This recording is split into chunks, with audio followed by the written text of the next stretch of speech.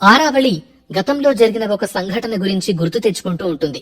ఆ గతంలో ఆరావళి విక్రమ్లు ఎవరికీ తెలియకుండా సాధారణ పౌరులుగా ఒక వేడుకకి వెళ్తారు. అక్కడికి ముసుగు వేసుకున్న కొందరు మనుషులు వస్తారు. ఆ ముసుగు వ్యక్తుల వైపు అనుమానంగా చూస్తూ, ఎవరు మీరు అని అడిగాడు విక్రమ్. మేమెవరో పక్కన పెట్టండి, అసలు మీరెవరు, ఏ రాజ్యం వారు అంటూ అందులో ఉన్న ఒక ముసుగు వ్యక్తి ప్రశ్నలు సంధించాడు. మేమెవరైతే మీకెందుకు, మీకు సమాధానం చెప్పాల్సిన అవసరం మాకు లేదు అని ఆరావళి కోపడ్డంతో, ఓహ్ కోపమా, పర్వాలేదు, వీరవనితకు ఆ మాత్రం పొగరుండాలి అంటూ అలాగే అడ్డంగా నిలబడ్డాడు ముసుగు వ్యక్తి. మర్యాదగా మీరు మీ దారి చూసుకోవడం మంచిది, లేదంటే తీవ్ర పరిణామాలు ఎదుర్కోవాల్సి వస్తుంది అని హెచ్చరించాడు విక్రమ్. ఆరావళి కూడా వారిని ఎదుర్కోవడానికి సిద్ధమే అన్నట్లుగా లేచి విక్రమ్ పక్కన నిలబడింది. ముసుగులు వేసుకుని తిరుగుతున్నారు, మీ ముఖాలు కనపడకూడదనా, అంత భయమా యువరాజా అంటూ విక్రమ్ ముందుకొచ్చి నిలబడ్డాడు ఒక వ్యక్తి. యువరాజా అన్న పిలుపు వినగానే ఆరావళి విక్రమ్లు ఆశ్చర్యంతో ఒకరి ముఖాలు ఒకరు చూసుకున్నారు.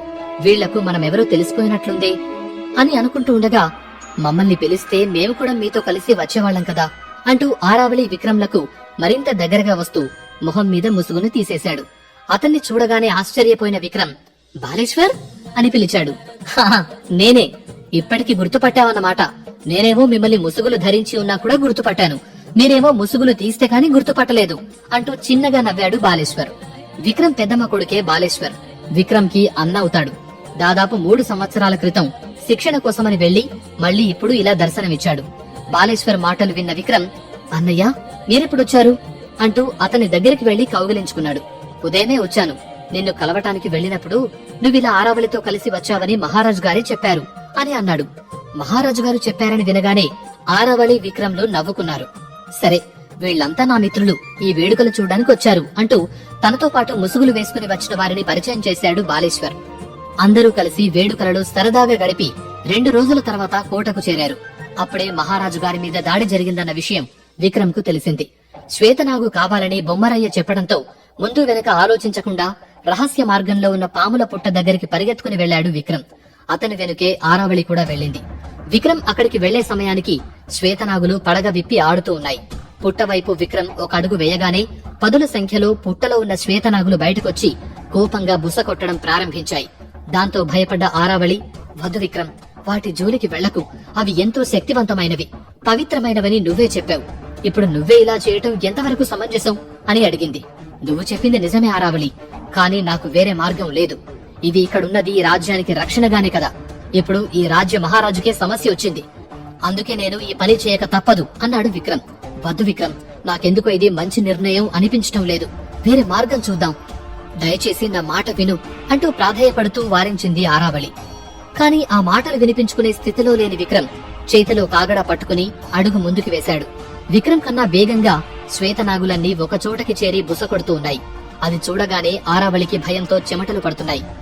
కాని విక్రమ్ మాత్రం భయపడకుండా పుట్ట ముందుకు వెళ్లి మోకాళ్ల మీద కూలబడి 2 చేతులు జోడిస్తూ, నాగదేవతలారా, నన్ను క్షమించండి, తండ్రి మీద ప్రేమతో తొందరపడ్డాను, కానీ నా పరిస్థితి అర్థం చేసుకుని నాకు సహకరించండి, మీలో ఎవరైనా ఒకరు నాతో వస్తే నా తండ్రి ప్రాణాలు కాపాడుకుంటాను అని ఏడుస్తూ విన్నవించుకున్నాడు విక్రమ్. ఆరావళి నోరు తెరిచి ఆశ్చర్యంగా చూస్తుండగా ఒక జత శ్వేతనాగులు పుట్ట మీద నుండి కిందికి దిగి విక్రమ్ ముందుకొచ్చాయి. ఏం జరుగుతుందో అని ఆశ్చర్యంగా చూస్తూ ఉన్నాడు విక్రమ్. అంతలో పుట్ట లోతుల్లోంచి వస్తున్నట్టు కొన్ని మాటలు వినిపించాయి. విక్రమా, ఇది మీ స్థలం, మీ తాత ముత్తాతల నుండి మమ్ములను పూజిస్తూ మాకు ఆవాసం కల్పించారు, అందుకే మేము రక్షణగా ఇక్కడుంటున్నాము. ఈ రోజు మీకు సహాయం చేసే అవకాశం రావడం మా అదృష్టం. మాలో ఒకరు మీకు తోడుగా వస్తారు, మీ పని అయ్యాక వారిని మాకు అప్పచెప్పే బాధ్యత మీదే అని పుట్ట నుండి వినిపించింది. అది విన్న విక్రమ్ సంతోషపడుతూ, ఎటువంటి సమస్య రాకుండా మీ బిడ్డలను తీసుకువచ్చే బాధ్యత మాది అని అన్నాడు.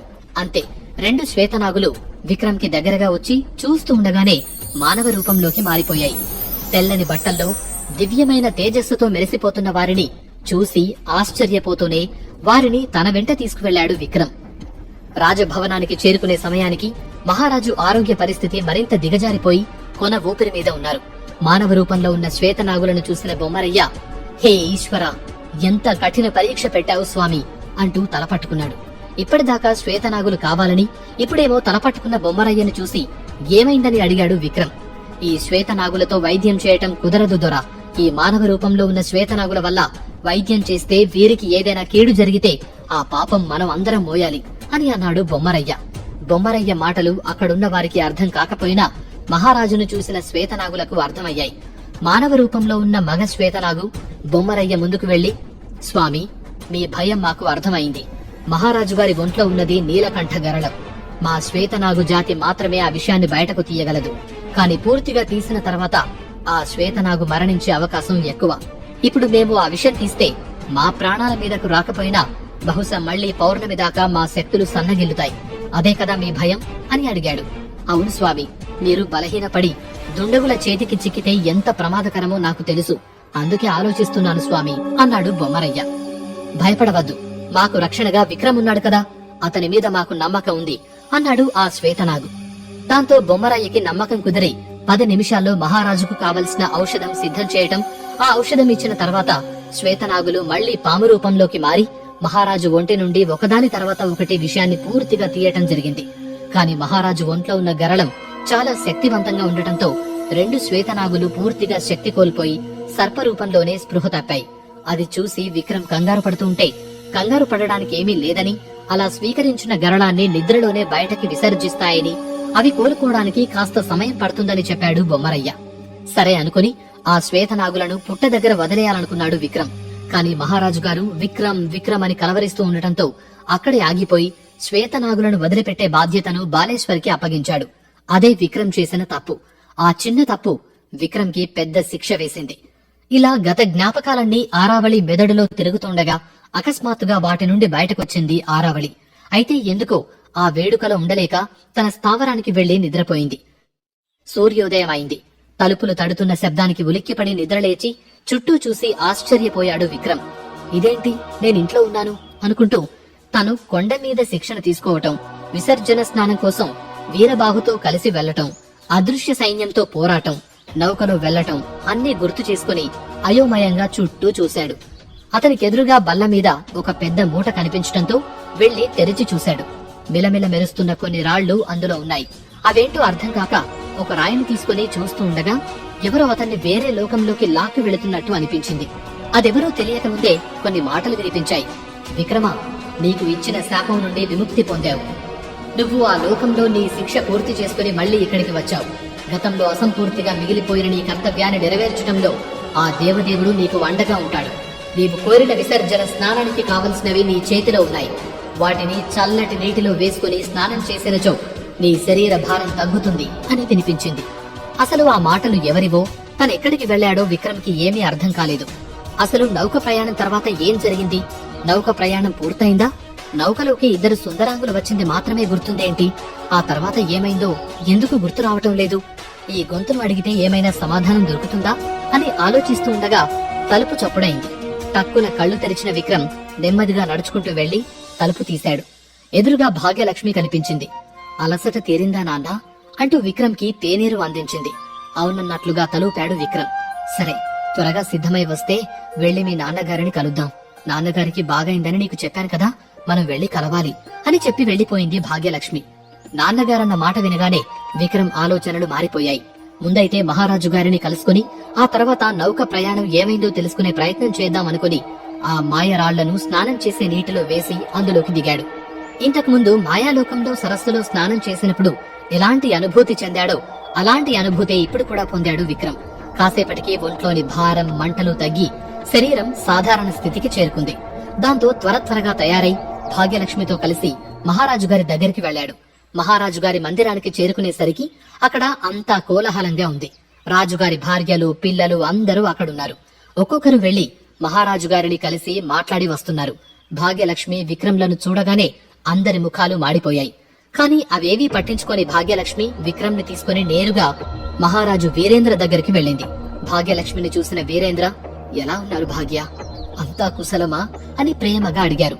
మేము బాగున్నాం స్వామి, మీరు కోలుకున్నారన్న వార్త తెలిసి చాలా సంతోషించాం అంటూ వస్తున్న కన్నీళ్లను బలవంతంగా ఆపుకొని చెప్పింది భాగ్యలక్ష్మి. రాజుగారిని చూసిన ఆనందంలో ఆమె కళ్ల వెంట ఆనంద భాష్పాలు వస్తున్నాయి. వీరేంద్ర కూడా చిన్నగా నవ్వుతూ, ఇన్ని రోజులు చూడ్డానికి మనసొప్పలేదా అని అడిగారు. ఆయన ప్రశ్నకు ఏం జవాబు చెప్పాలో అర్థం కాక అటూ ఇటూ చూస్తూ నీళ్లు నములుతూ ఉంది భాగ్యలక్ష్మి. ఇటువైపు కళావతికి భయంగా ఉంది.